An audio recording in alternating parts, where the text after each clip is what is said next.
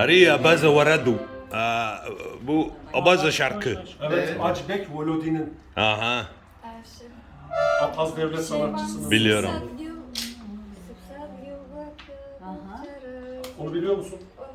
Sıpsiyat Yıldırım. Benim dinledim çıkartamadım. Çok fazla Abazaca şarkı. Oh şirinler kara. Ha, o. Danikara. Askuryala da olur. Olur. Какой Askuryala'ya neden тональности mi? играется?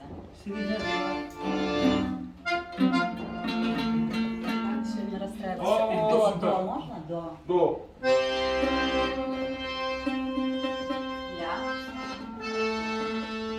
Мне тоже до. Репетиция. Идет репетиция в ресторане Майкоп города Стамбула.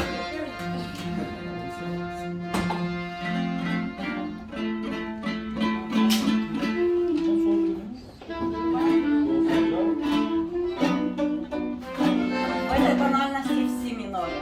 Можно? Si minör. Evet. Güzel si minör var mı? O faal işte. Evet. Askuryala hangi tondan bir farklı tondan söyledi? Re mi? Можно так знать. Bence o söylesin.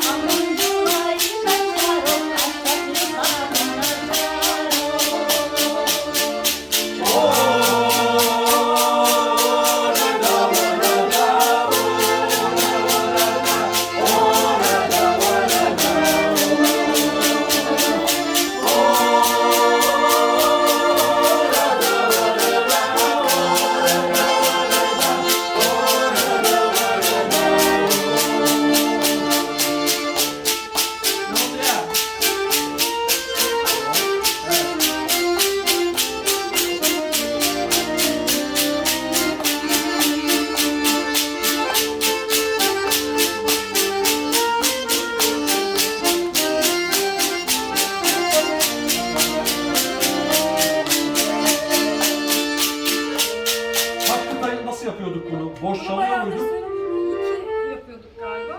2 kıta mı bu? 2 kıta. Ne yapıyorduk arada? Две буклеты эту песню. Да, это только два куплета. Можно по одному куплету петь и припев проигрыш. Но вот так, как Tamam, спели tamam. сейчас, проигрыш, так спели сейчас, проигрыш и Boş снова nakarat, так tamam. же. Снова так же. Sonra tekrar. Tamam. Baştan yapalım. А вступление есть? Вступление. Eşlik giriş etmeye kısmı var ya. çalışıyorum. Hani Var mı? Ага. Giriş kısmı Просто Askuryala'nın припев можно giriş вступление. nasıl? Askuryala.